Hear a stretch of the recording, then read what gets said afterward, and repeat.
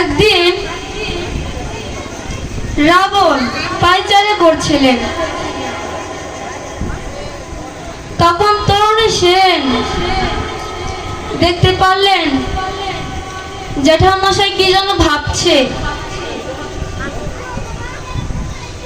বলল, জ্যাঠামশাই আপনি কি ভাবছেন এমন করে? আমায় বলুন, আমি বুঝতে পেরেছি আপনি কিছু একটা ভাবছেন। এমন অনমনা হয়ে কি ভাবছেন? রাবণ তো ছিল আনমনা। সে বলল, তুই দেখতে পাচ্ছিস না আমি ভাবছি? চলে যা, দেখ আমার মাথা কিন্তু ঠিক নেই। তরুণী সেন বলল, ও জেঠু তুমি কি ভাবছো বলো না?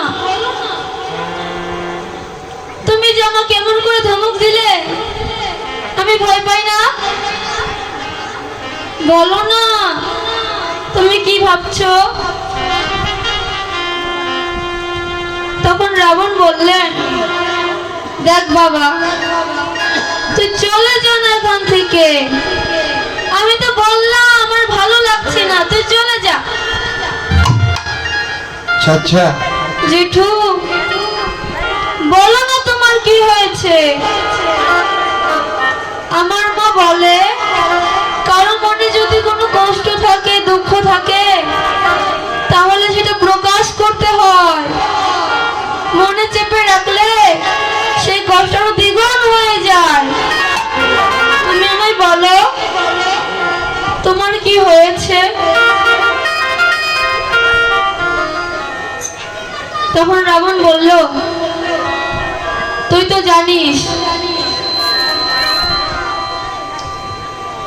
রামের সঙ্গে যুদ্ধ করতে একে একে তার সব ভাই মারা গেল। হ্যাঁ, এটা আমি জানি। আজকের মতো তো হয়ে গেল, কাল তো যুদ্ধে আমাকে যেতে হবে। এই বাড়িতে তার কোনো বীর রইল না। ও জেঠু, তুমি যতক্ষণ বলছিলে না আমার মাথা খারাপ, তোমার মাথা সত্যিই খারাপ হয়ে গেছে। আমি তোমার সামনে দাঁড়িয়ে আছি, তরুণী সেন, আমায় তুমি দেখতে পাচ্ছ না? বলছে বীর রইল না, আমি কি তাহলে? হ্যাঁ, রাবণ কষ্টের মধ্যে থেকেও মেরে মেরে হেসে দিলেন। এ ছোট্ট বাচ্চা, সে নাকি যুদ্ধ করবে। ও জেঠু, ছোট ভেবো না। আমি যদি চাই ওই রামকে তোমার কাছে এনে দেব। তুমি শুধু আমাকে একবার অনুমতি দাও। ও জেঠু, দাও না। তখন রাবণ বললেন, দেখ বাবা, তুই যুদ্ধের কিছুই বুঝিস না। তুই কি বুঝিস? আমি যদি তোকে একবার ওই রামের সঙ্গে যুদ্ধ করতে দেই, তুই তোর ফিরে আসবি না। ওই রাম তোকে মেরে ফেলবে। আর তুই যদি যাস, তুই যদি আর না ফিরে আসিস, তোর মাকে আমাকে ছেড়ে কথা বলবে। জেঠু,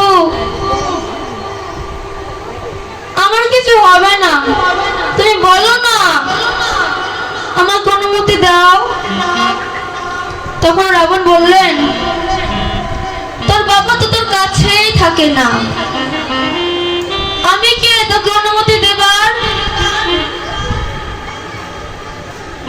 তুই তোর মায়ের কাছে যা, মাকে গিয়ে বল, যদি তোর মা রাজি হয় তখন আমি তোকে অনুমতি দেব, তার আগে নয়। তরুণী সেন তো খুশি হয়ে গেল, মা আমাকে অনুমতি দেবে। দৌড়ে গেল মায়ের কাছে। রাবণ ভাবলেন ওর মাকে অনুমতি দেবে না। রাবণ আবার পায়চারি করতে লাগলেন। তরুণী সেনের মায়ের নাম ছিল শর্মা। শর্মা দেবী পুজো দিচ্ছিলেন। এমন সময় তরুণী গিয়ে বলল, মা, ও মা, কোথায় তুমি? তাড়াতাড়ি আসো। তরুণী সেনের মা শর্মা দেবী বললেন, এই কি হয়েছে তোর? ও মা, আমার একটা কথা রাখবে। কি কথা বল? না না, বলো, রাখবে। তখন শর্মা দেবী বললেন, আচ্ছা রাখবো। না না, আমায় কথা দিতে হবে। হ্যাঁ রাখবো, কথা দিলাম। তুমি জানো আমি জ্যাঠামশাইকে কথা দিয়েছি কাল আমি যাব রামের সঙ্গে যুদ্ধ করতে। কথাটা শুনে শর্মা দেবীর মাথায় যেন আকাশ ভেঙে পড়ল। কি বললি তুই? তুই রামের সঙ্গে যুদ্ধ করতে যাবি? এই তুই যুদ্ধে কি বুঝিস? হ্যাঁ, না না, আমি তোকে যেতে দেব না। আমি বুঝেছি নিজের ছেলেকে তো হারিয়েছে, এখন তোর দিকে নজর পড়েছে, আমি বুঝেছি।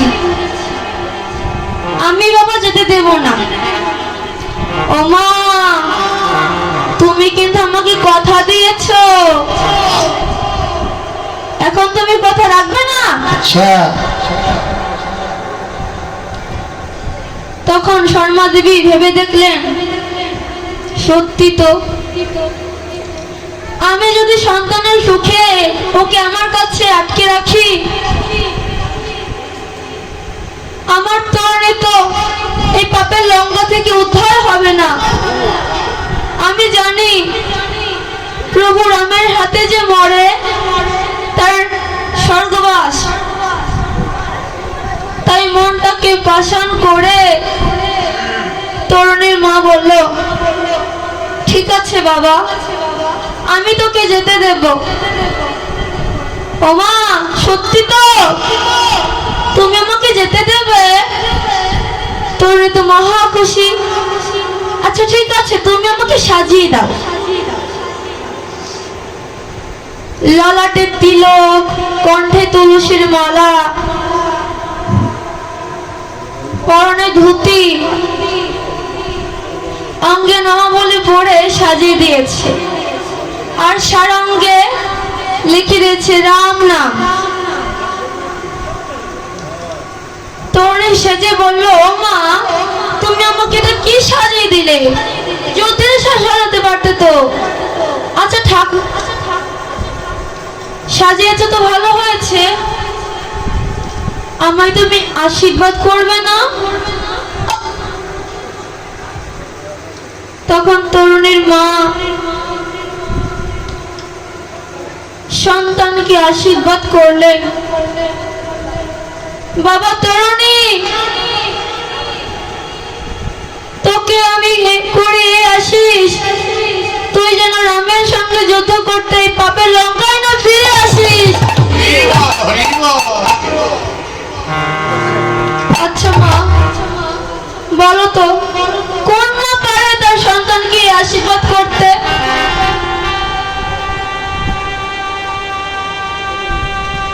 তরুণীর মা ওকে আশীর্বাদ করলেন। তরুণী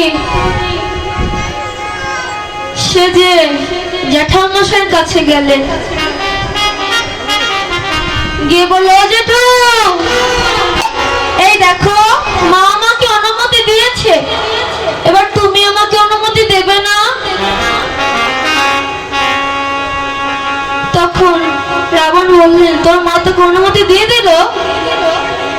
রাবণ খেয়াল করে দেখলো তরুণী সেনের সারা অঙ্গে রাম নাম লেখা।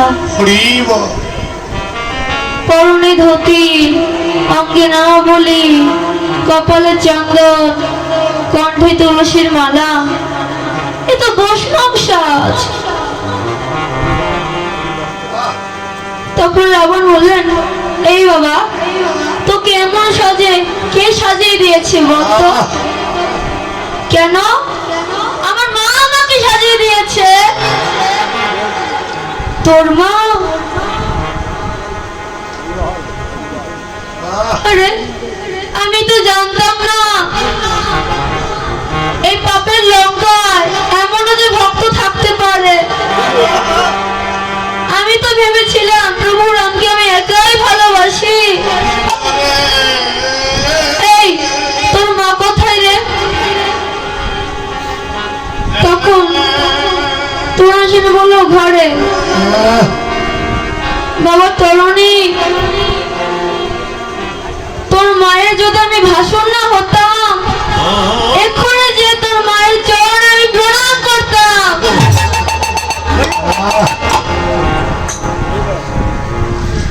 গরিবর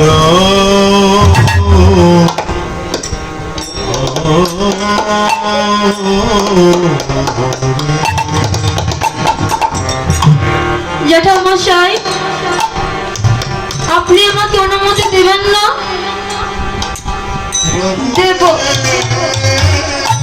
তোকে আমি এই আশীর্বাদ করি, তুই যেন রামের সঙ্গে যুদ্ধ করতে পাপের লঙ্কায় না ফিরে আসিস।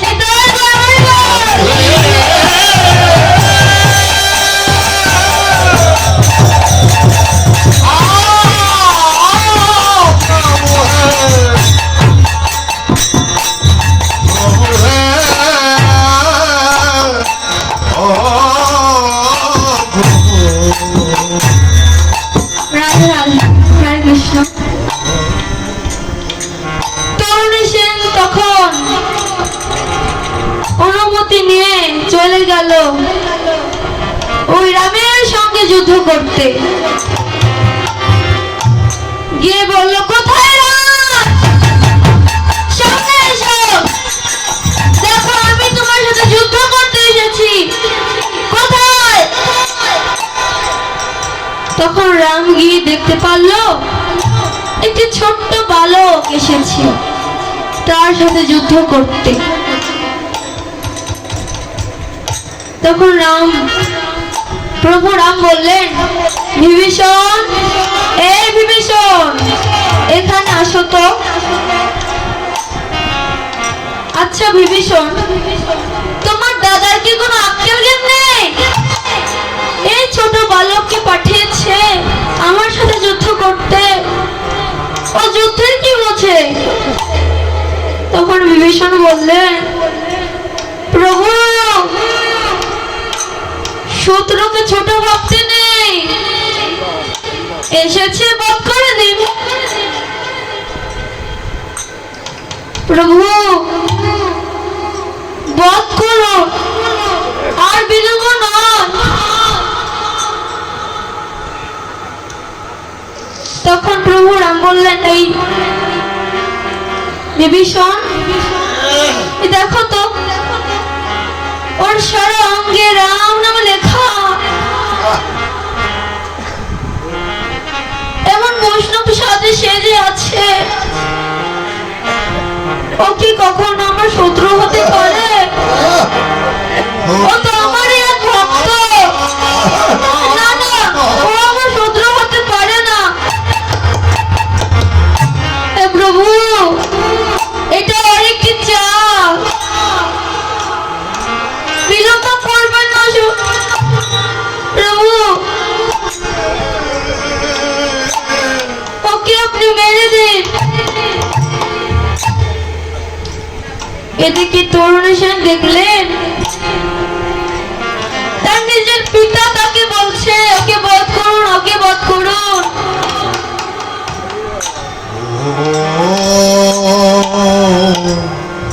তখন রাম বললেন, তুমি ভুল বলছো, ও আমার শত্রু হতে পারে না। তুমি নিজে দেখো, দেখো না একবার, এমন বৈষ্ণব সাজে যে সেজে থাকে সে কি আমার কখনো শত্রু হতে পারে? বিভীষণ তখন বলছেন, প্রভু ওর মায়ায় ভুলবেন না প্রভু, ওকে আপনি বধ করুন। বারবার যখন বলছে বধ করুন বধ করুন। আচ্ছা মায়েরা, কোন পিতা কি তার সন্তানকে বলতে পারে ওকে বধ করুন ওকে বধ করুন?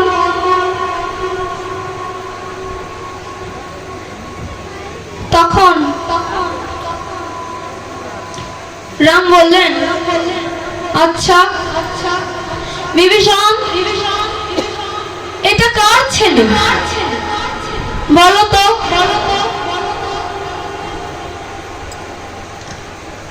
তখন বিভীষণ বললেন, হে প্রভু আর কত পরীক্ষা নেবে? এ আমার ছেলে নয়, ওকে আপনি বধ করুন, আর বিলম্ব করবেন না।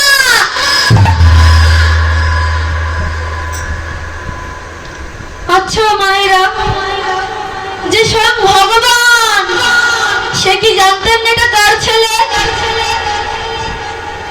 তবু ভক্তকে পরীক্ষা করছে। তখন প্রভু রাম তরুণীকে বধ করবার জন্য একটি তীর ছুঁড়ে মারলেন। দেখতে পারলেন সেই তীরটা মাটিতে পড়ে গেল।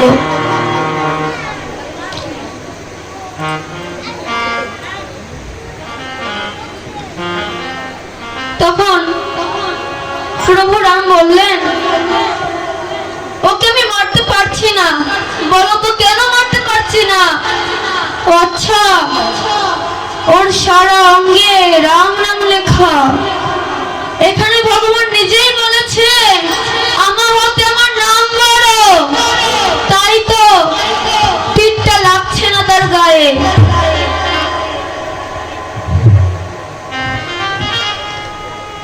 আচ্ছা বিভীষণ, তুমি বলো তো কোন তীরে মারা যাবে? হে প্রভু, আমাকে এখন এটাও বলে দিতে পারবে যে কোন তীরে তরুণীর মৃত্যু আছে? আমি কিভাবে বলবো তোমাকে? আর কত পরীক্ষা নেবে তুমি আমার? তুমি যেহেতু পরীক্ষা নিচ্ছই, ঠিক আছে, আমিও ছাড়বো না। হে প্রভু, ও এখানে বৈষ্ণব সাজে সজ্জিত আছে, ওকে বৈষ্ণব তীরেই বধ করা যাবে। আপনি এই তীরটা নিন। তখন প্রভু রাম বৈষ্ণব তীর নিয়ে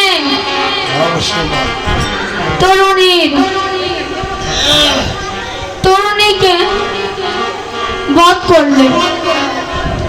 এক তীরেই তরুণীর গলা থেকে মাথা কেটে গেল, দুভাগ হয়ে গেল। বিভীষণ আর সহ্য করতে পারলেন না, দৌড়ে গেল ওই কাঠা মাথাকে বুকে জড়ে বলল, রে তরুণী, তুই আমাকে ক্ষমা করে দিস, আমি তোকে বাঁচাতে পারলাম না। এই বিভীষণ, একে একে রাবণের বংশে সবাই তো মারা গেল, তখন তো তোমার চোখে জল আসলো না। কে যার জন্য তোমার চোখে জল এসে গেল? এতক্ষণ তুমি আমাকে বললে ওকে বধ করুন ওকে বধ করুন, আর এখন তুমি কাঁদছো। তখন বিভীষণ হলো, এখনো পরীক্ষা নিচ্ছ? তুমি জানো না কে? এই যে আমারই একমাত্র পুত্র তরুণ এসে।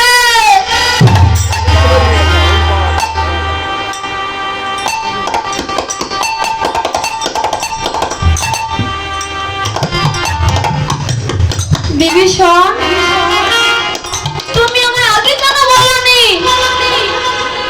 এটা তোমার পুত্র?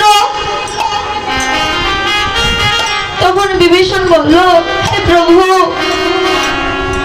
আমি যদি আগে বলতাম যেটা আমার পুত্র, তাহলে তো তোমাকে বধ করতে না, আর আমার পুত্র উদ্ধারও হতো না।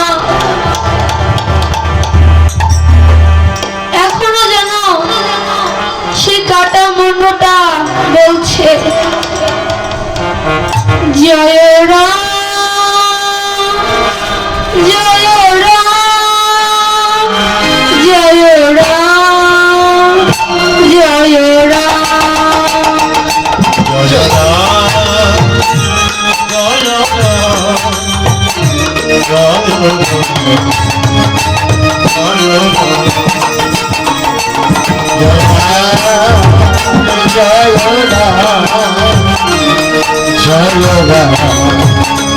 জয়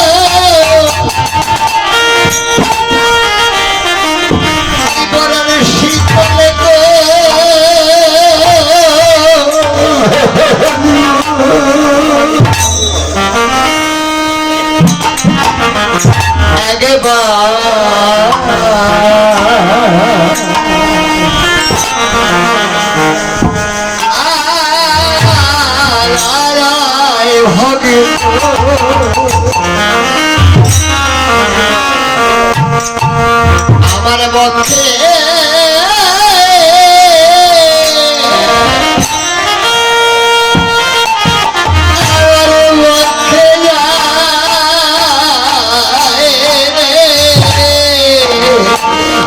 ওরে আমার বাপে দেওয়ারা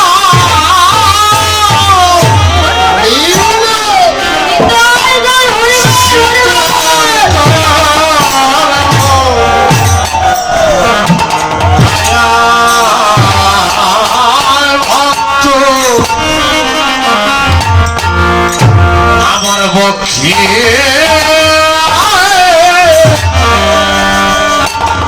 আমার পক্ষে ওরে তোর মতো ভনে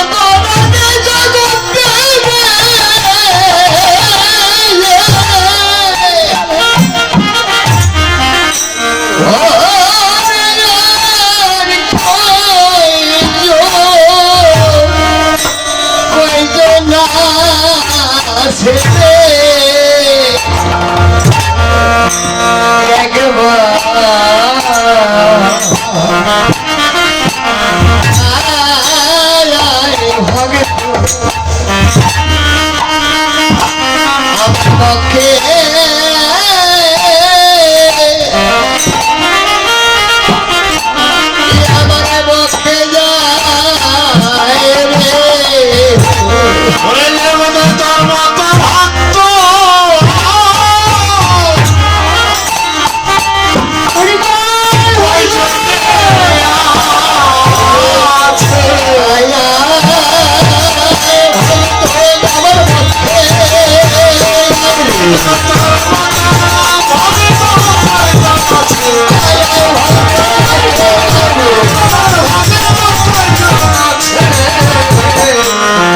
এবার আয়া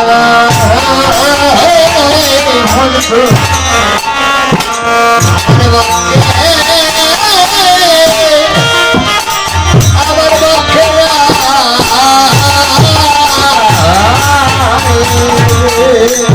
হরে কৃষ্ণ হরি বল।